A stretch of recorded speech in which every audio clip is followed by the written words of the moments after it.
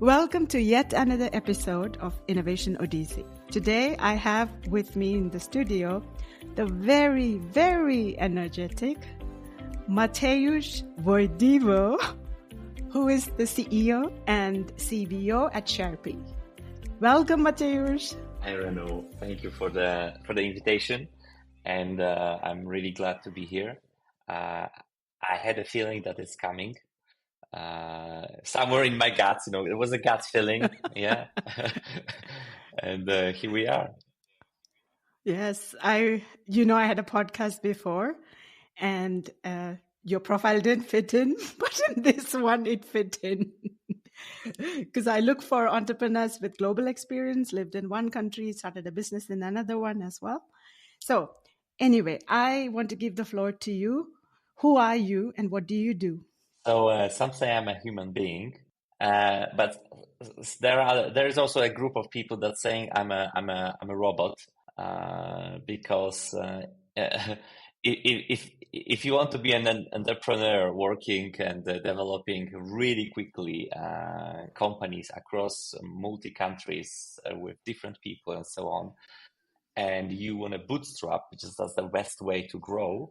On the beginning of any company and any venture, you need to work 20 hours, 7 days a week.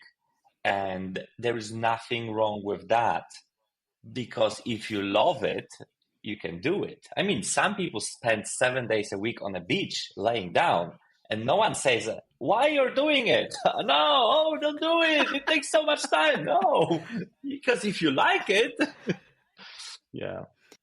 Then it's not work, right? Yeah, then it's not work. It is some sort of work, but it's something like you're enjoying it. And I think that's the if we would like to catch up on what is really entrepreneurship, yes, I think it's something like you're doing something that you like and people pay you for that. I like that. I believe that. I mean, people may pay you a bit later because you got to show them what you have a bit later. But yes, I like that. But what does ShareP do? Depends who's asking. Because our customer, it's a B2B, it's the owner of the real estate, or it's a tenant, so someone who's renting in offices. As you know, we're official parking system of Google, Sony, and many other corporations, like really known brands, let's put it this way. And sometimes they are like the owners of the real estate, sometimes tenants. So what we do, we significantly decrease the administration cost of the parking, as well increasing revenue from the parking. So making everyone's happy, literally, like user, customer, and the environment around it. So some say, to simplify what I just said, it's like a booking.com for parking. But you also have an electric vehicle play, right? So if I drive an electric car and I log on to your app, what does it tell me? So it tells you that you can as well reserve the parking, and then you can also use the charging stations, which are located in different type of parkings which we operate. So normally you would need to have two apps, or sometimes even more than two apps, because there are different charging stations on different parkings. So our system control them all. It's like, we always say, like, it's like Lord of the Rings, one ring to rule them all. Yeah. So it is amazing you're saying this, because I'm re-seeing the Lord of the Rings series now. Right? It's a great series. But you mentioned these top brands, right? Why do you think, because I'm sure that there is so many, you have competitors like any business, what made them attracted to you and be your client? What do you think? Yeah. So generally speaking, I believe, as you said, I don't believe in it. I just know it. There are plenty of competitors of ours, like really a lot of companies. we count once, it was more than 220 different ones. And the kind of like digital parking revolution started about 10, 12 years ago. The problem is that there was the coverage of people using smartphone was so little, so little. It was really cash handling business still. And after COVID, which significantly helped to our business, obviously, even the old people switched to smartphones. So we don't have a problem anymore with that. And because we came after COVID, we designed the system in a different way. That's the one thing. And the other thing is that because we didn't focus on a very simple parking process, like, you drive in, barrier opens, you park, you drive out. No, we took under consideration to make it extreme, like to make our system to fit to multifunctional buildings, because that is what's happening right now. That's not me. That's my computer. And what an AI.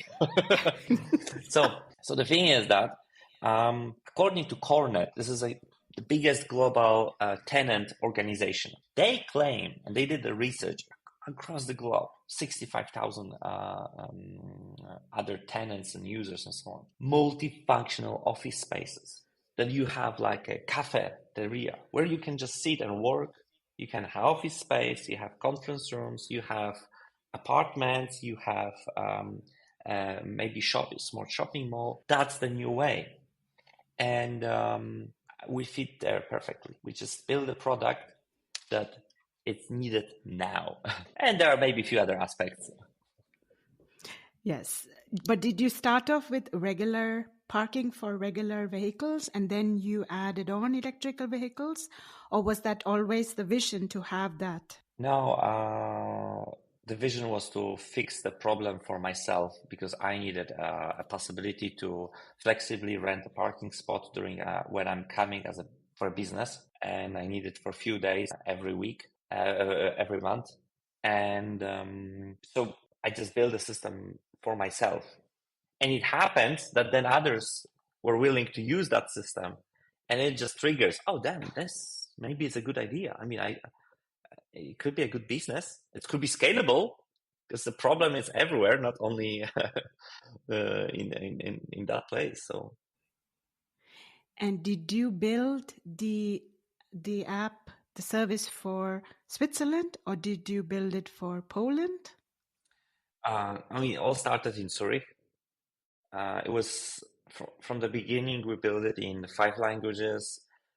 We built it in taking under consideration that we are going to scale this business. We've used technologies that are used by banks because it needs to be secure, because it needs to be scalable. And maybe on the beginning, it looks like we are using a huge truck lorry to carry a small bag of potatoes. But I knew soon we will have to have 20 tons of potatoes to carry. As a metaphor, let's put it this way. Mm-hmm. Oh, I can't wait to see the 20 tons of potatoes and more. I think we already passed that 20 tons of potatoes. Okay, I'm not surprised then. And so you have customers in, correct me, Poland, Switzerland, Germany?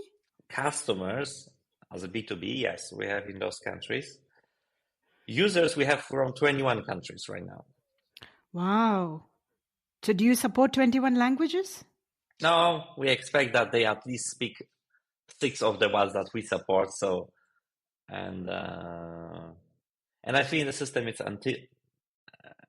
so user friendly, so people without even reading what's there, they can just navigate over the icons. And did you face are there any differences across the different users in different countries? Is there any trends that you see? Yes, there is one. I'm always saying, what's the difference between Switzerland and Poland? A level of fines. People are the same. People are the same. And there was a I think I read this study that there was a study done on drivers that are driving through Switzerland, Swiss people, and they go to Bulgaria. And I don't know why Bulgaria, but I was there. And then they're like perfectly driving over here. And when you are reaching Bulgaria, a speed limit of 100, I'm driving 140. It's just because the fine is like 50 francs. Who cares? Yeah. I think that's the. But if you take into consideration parking, it's not really much different. Okay. And do you think are you able to say what your penetration in the Swiss market is in terms of B2B users? Let me tell you like this, or let me answer this way. The second biggest parking operator in Europe, I'm not going to say a name, has not even 0.5% of the European market. In Europe, officially, according to the Eurostat, it's more than 330 million parking spots. So,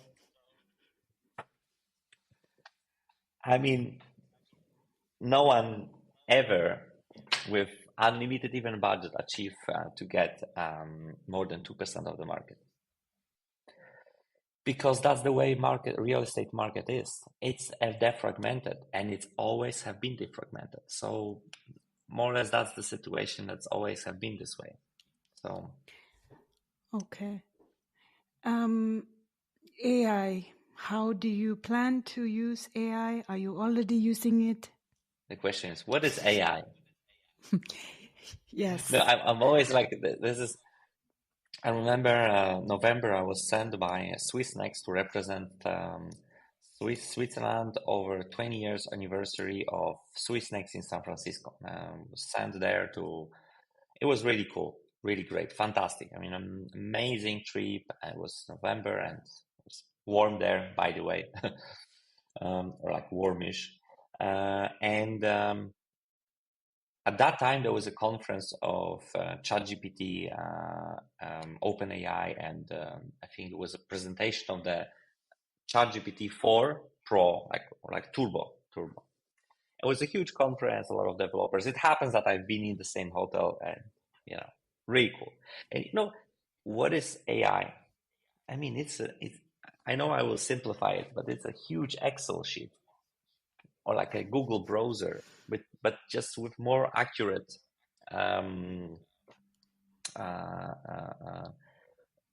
results in a search, so to say, and it's just automated. This or the other way. I mean, I love it because in the future it will be great. It will help so many people, or solve so many damn problems. I believe, at least. We are using it, but it's mainly like for our internal cases and to just really accelerate some stuff and accelerate some things that normally took us like 3 weeks. Now it's taking like a few hours. So that's it. We didn't. That's the one part, and the other part we use also the vision computing in the camera systems, and then it's pretty cool because we are always trying to bring more value to our customers, and with certain systems where you can exactly bring more value to the customers. You can just tell them more accurate statistics, or get them more accurate statistics, and in a soon calculate more accurate, help them build more accurate ESG reports, so that they can really benefit from certain things in ESG environments changing real estates. Wow. Okay. Do you use it now? Vision computing? Yes. Within the cameras that we are having. And did you build the cameras? Or are they from the market? Let's say we get components. We also have our software. So building hardware, it's an extremely complicated thing. It's just, and I think it's better to assemble things. I've watched a cool episode of Y Combinator last week, and it was like, building a startup, that's already a miracle if you make it. If you make a product that customer loves, that's already a miracle. And you know what? The rest just do as by the book. Don't try to make a miracle in every step. No, it doesn't work. No, don't. Yeah. Oh, I agree. And I see exactly what you're saying. And the only reason I asked that is because I know you like to be innovative with, you are very hands-on. I've seen you do that. So that's why I always had the curiosity that, like, are you going to build it from scratch? But clearly not now, right? I mean, I know that's the hardest part of being entrepreneur and innovative person, that you need to somehow listen to your inner voice and say, no, we're not going to do it. No, Mateusz, no. So I guess you answered the question that I always have, like, are you an entrepreneur or an innovator? You're both, huh? I think that's the best combination, to be entrepreneur that is also innovative, because otherwise it's extremely hard to really build something that is just not a basic trading. You need to know angles, you need to find the angles, you need to find a niche, you need to come up with then ideas. And it's like you need to deal with certain things every day. It's not like it's just you have an idea and that's fantastic. No, I mean, the reality is that idea, I've read this once. Every person globally have up to 6 to 7 game-changing ideas, but only 0.0.0.2 are really making it happen, because it's not about having an idea, it's just making this thing work. And that's the hardest part, because as Michael Seibel is saying, you need to learn, if you want to run a startup, you need to learn to being slapped in the face every day and keep smiling, wake up next day, it's like, oh, I'm so glad I'm going to be slapped in the face again, and just keep on going. Yeah, it is not normal, just to be clear. This is not normal. But you need to unlearn everything that you know or you've seen it. Yeah, I agree with you on the unlearning part. And so does this have this wisdom, or what you say now, does it have to do with your background in psychology? I don't know. This is the hardest part, because I did IT school first, and then I didn't proceed that. I didn't follow to do master in it and so on. I did went to study psychology, and ended up studying it for 9 years. Yeah, I mean, it was really hard to combine it together with also that I started already then at that moment, I started 2 businesses. So it was really not easy. I mean, I didn't have a family yet, so yeah, otherwise I don't know, I would not make it. Or who knows. But I remember once my mom told me, I was very young, like, there are so many engineers, I'm 100% made in Poland. So country of engineers. Yeah. And the problem is that if there are so many of those engineers, but if someone really have a problem, like my mom, then she was always shouting on all the colleagues of my dad, like, all your engineers and no one can explain me how it works. And the problem with technologies, all of them, they are creating a lot of stress, and the stress is terrible, because you're afraid that you don't know how to use it. You're afraid, oh, I never used it before. Why should I change? Why should I change to the new, better thing? I'm afraid because I will look stupid. No one will maybe explain it to me, or maybe when the people will come to explain it to me, it's not going to be explained that I will understand it. So my goal was always like to build technologies that are solving the problem and they are user friendly. They're like the goal is that, we've been asked many times, why don't we make it in like a PDF instruction how to use our app for users? We never did it. You know why? Because only companies that they make a crappy software that no one can understand how to use, they need to make an instruction for it. I mean, the whole concept of making an app is that you do it the way that the people who have the certain type of problem, they don't need an instruction to I mean, like, yeah. So more or less that's the kind of way. I mean, like, you don't need an instruction to use a knife, don't you? Hopefully not. Yes, exactly. Yeah. So we always say, like, we assume that the person using our app have passed driving license test, first of all. Yes. Can see the eyes are working. True. Yeah. Can count up to 100 at least. Okay. Like 1, 2, 3, 4, 5, 100. Yeah. And can more or less imagine that the size of their car can fit to certain parking spot they see. Taking into consideration those factors, we assume, like, okay, we need to build it the way that that kind of person can handle it. And they don't ask the questions, because if they do, then we have a support calls. We don't want that. That's expensive.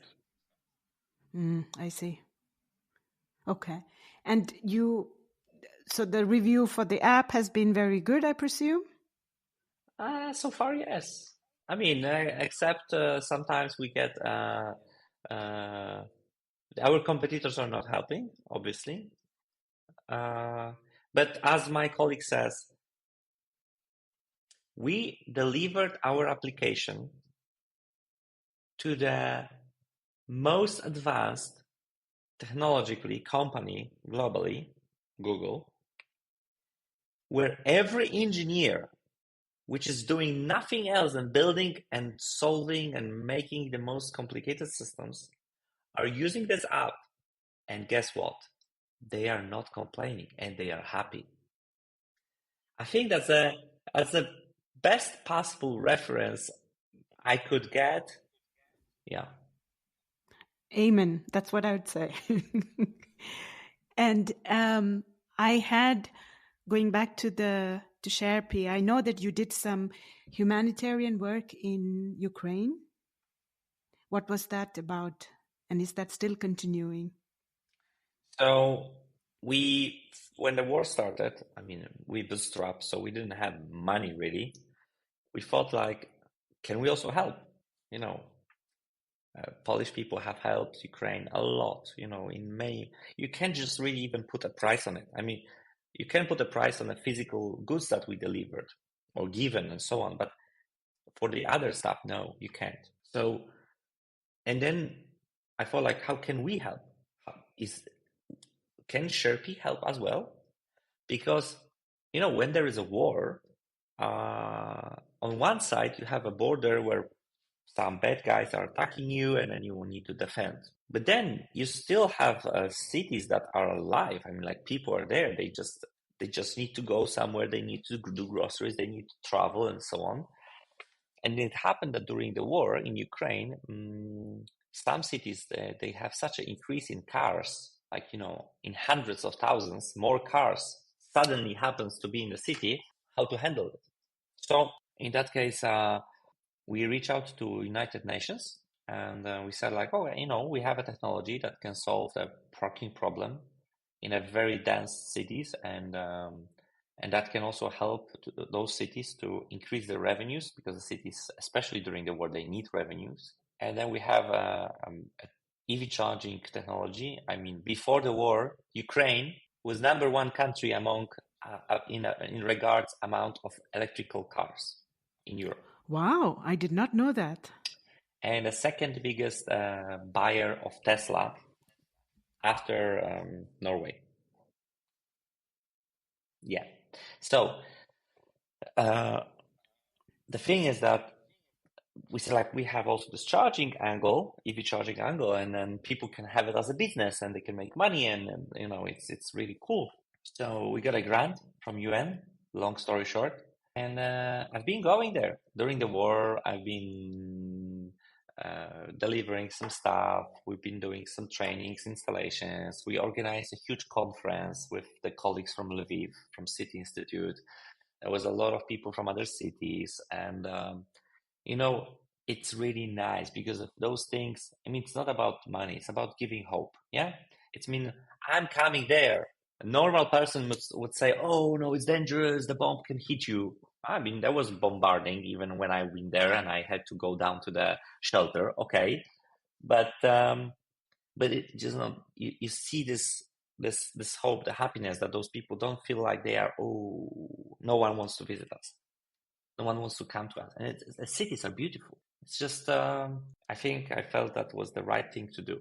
And moving on to insurance, which is one of my favorite topics.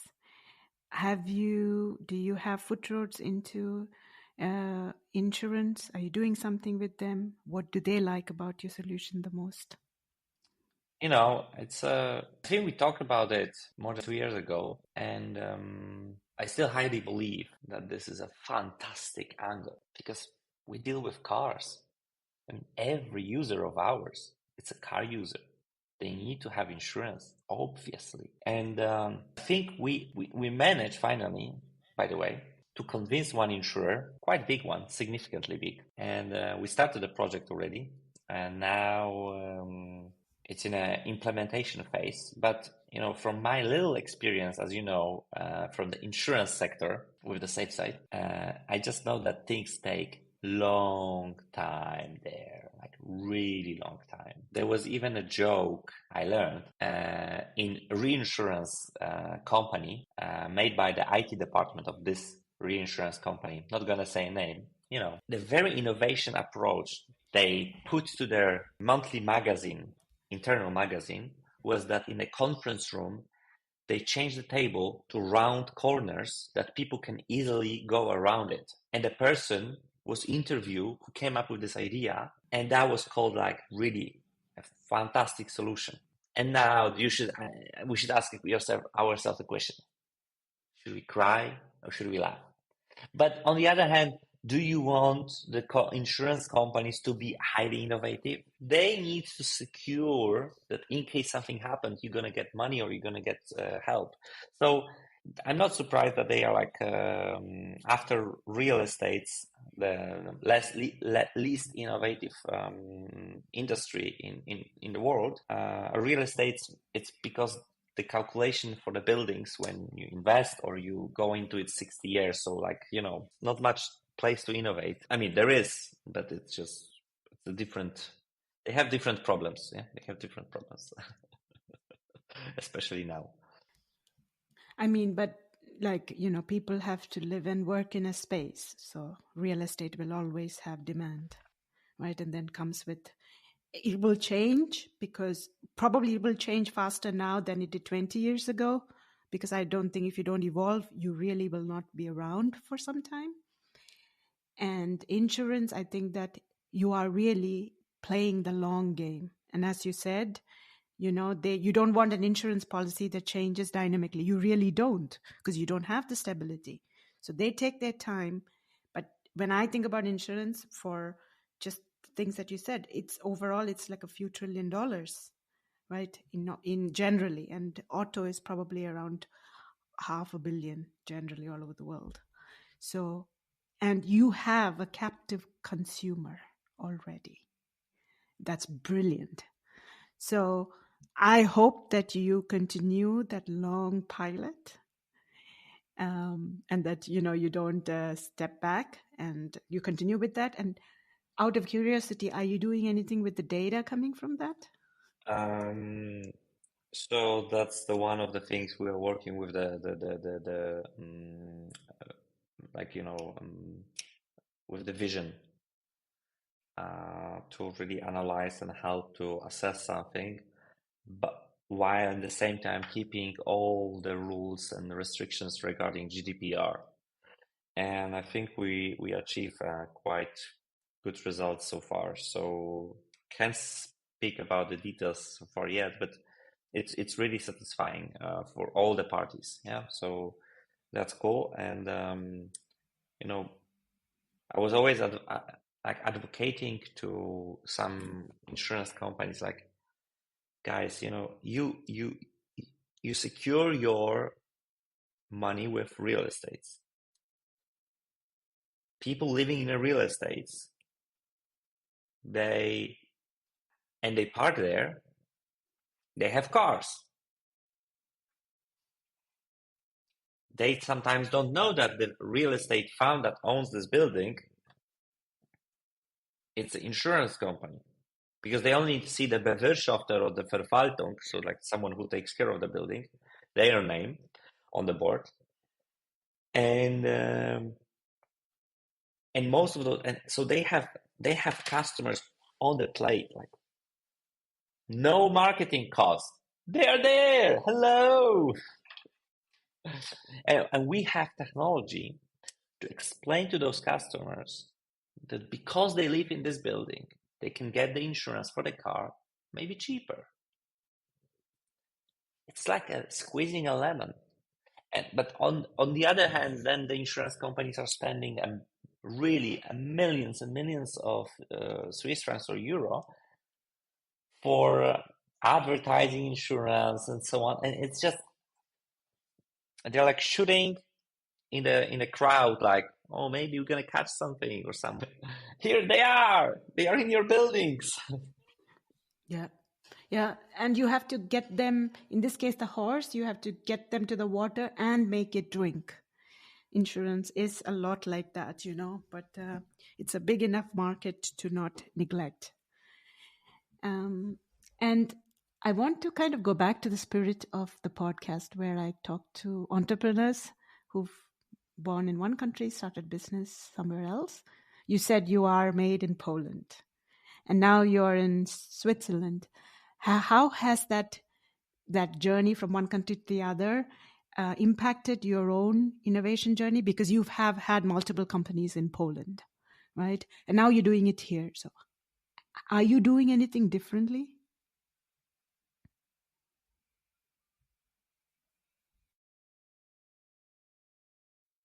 No, I think I'm always, you are who you are. You're not gonna change that.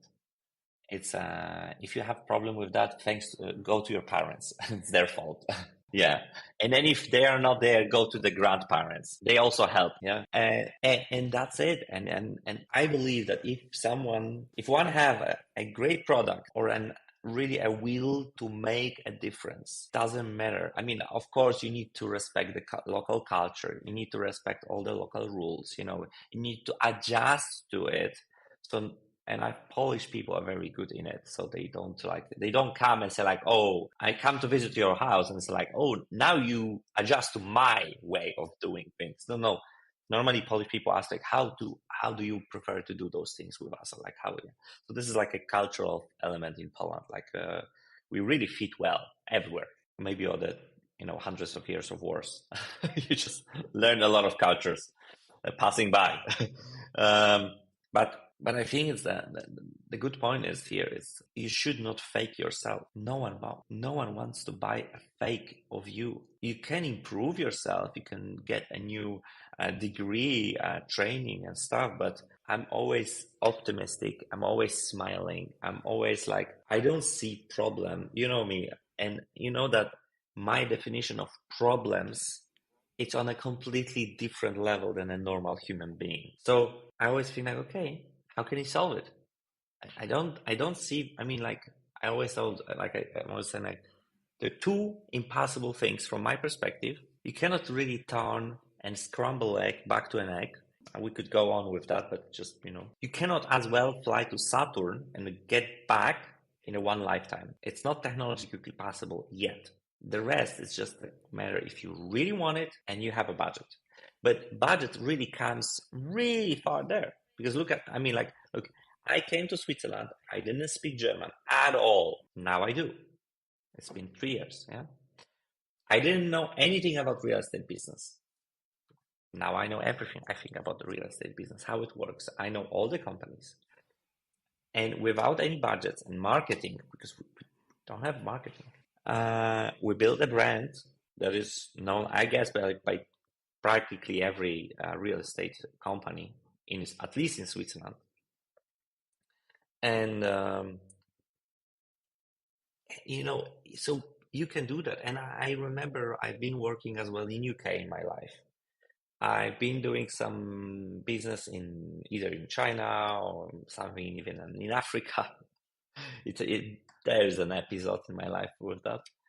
And yeah, you can do that, because on the end, people are people. If someone wants to cheat you, or it's like generally not really a nice person, saying like very politely, they are as they are. Yeah. And they happen everywhere, every society, every country. But generally speaking, if you don't want to cheat someone, and you have a good product, and you don't want to sell it, you want to help, you want to solve the problem. So it's not like I want to come to Renu, and I know that Renu likes shoes. I will tell Renu, listen, I have another pair of shoes. You don't need them. And it's pretty cool. Just have it. Yeah. No. It's like coming to Renu and saying, like, Renu says, asking a question, what's the problem? And then trying to solve it. And that's the same we did with ShareP. Last week, I don't have to, but last week I spent 2 hours standing in a parking garage. Do I like it? Yes, actually I do. And asking people how it is with our new feature. What else we could improve to make you more happy? And I think that's the definition. And that works everywhere. It doesn't matter. So, and I think one should understand, like, traveling outside somewhere always helps. Why? Because you can see different angles. And maybe there is a solution in one country for something, and there is a solution for another thing in another country, which no one had discovered yet because they didn't either see it, or it was just behind the corner. It's just coming now. Those guys, they solved it 20 years ago. And so I remember with life insurance, yeah, digital life insurance, they existed for 15 years in UK. They didn't exist here in Switzerland. And Michael came up with this idea that, that's a really cool thing to do. Yeah, but that's the point. It helps. I think traveling, making business across, and so on, it helps. It definitely makes things easier, better. But you need to, you need to know your value. You need to know what you're bringing to the table. And I've seen a video with one guy, a really cool entrepreneur from US, says, like, very old, like, the video is from 60s. Yeah. You are, as an employee, a person working for a company, you're coming for an interview and you're saying, like, I want to make 10K, or I want to make 20K, I want to make 100K. That's it. And now you should ask yourself a question. Did you came, and that works globally, yeah? Is this company where you're coming an NGO, or is it a company? If it's a company, that means that whatever you're asking, the company should make at least minimum 25% more, if not 100%, to cover the cost of workplace, everything around, and make money, because it's about making money on the end with the company. And if it's an NGO, that's a different case. But if you want to work for an NGO, go to Geneva, Plenty of them there. And I think that's about an entrepreneur approach. You can have entrepreneur approach and work for someone else, and that's fine too. That's actually the best. That's the best, because you can do the coolest stuff, and you don't have the burden of the administration, accounting, blah. Yeah. So on that very authentic note of who you are and how your journeys have impacted your entrepreneurial career, maybe I can end with asking you, what do you think of the future of mobility, and where do you hope that ShareP will fit in then? I know that there will be less cars, there will be less people driving globally. In next 10, 15 years, 100% sure. Like, I'm betting on that. But there will be no less cars. That's the point. Because the cars will become more autonomous. There will be less cars parking on the street because there will be no need for that. But there will be way more cars parking off street.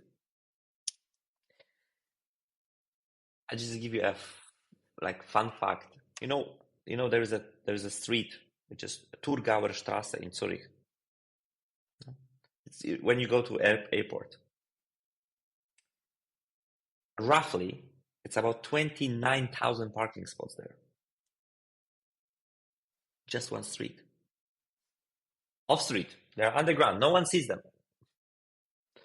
That's the point. It's like, in the future, and this is what we are working on. This is one of the projects, and I think we talked about it 2 years ago. One of the projects we are already ready for is that the autonomous car, without you in it, I mean as a driver, will be able to find where's the nearest parking, to just wait, make the booking, pay for it, reserve it. So I think that's the future. I mean, I also believe that the cars will be electric more and more, because in the autonomous way, that's way easier. That's way easier, in every possible way. If it will, but there will be. I think the cars, not electric cars, they should not be abandoned. Oh, you can't buy them. No. They should be available still, because there are some places where it doesn't make sense to drive an electric car. And as well, the electric cars are expensive right now. The batteries are expensive right now. But it's been like this with everything. I remember first mobile phone of my dad. It was huge. It was like Nokia, like this. It was 6 kilo. Hello, you can use it to defend yourself. Imagine walking in an island, someone's whoop. Try that with your iPhone. It's gonna break in half. Huh? No. So that's the point. And it was so expensive. You could not really buy it. You had to rent it. So it will be also cheaper. And within this, the cars should be shared with others. So why are you keeping a car that it's standing there and you're not? And then the psychology comes. Why are you doing it? Because you want to have a guarantee, 100%, that when you need it, it's there. So when it needs to happen, you need to have enough of them. You just need to have enough of them available, that you can just jump in. That's it. Fantastic. I love that future of autonomous, more electric, and a world where there is more of ShareP. I hope there will be more companies like us, really, with this approach and this mindset. But what I also believe is that the data that can help to really optimize certain things, this is a crucial. And right now, this is a huge problem. You know it. You know that analyzing the big chunk of data doesn't exist. analyzing the data itself as with the traffic data does not exist. Most of the cities, that's a fine fact, they calculate and plan the city based on about 6% of the traffic data, the parking data. That's nothing. I mean, like, it's just it's like assuming that you see a phone number of someone and you see just the first letter. Yeah, I like that. Yes. A number. We will get there. Yeah. With your technology, with your energy and your focus, we will get there. Looking forward to that. Thank you very much, Mateusz. Thank you, Renu.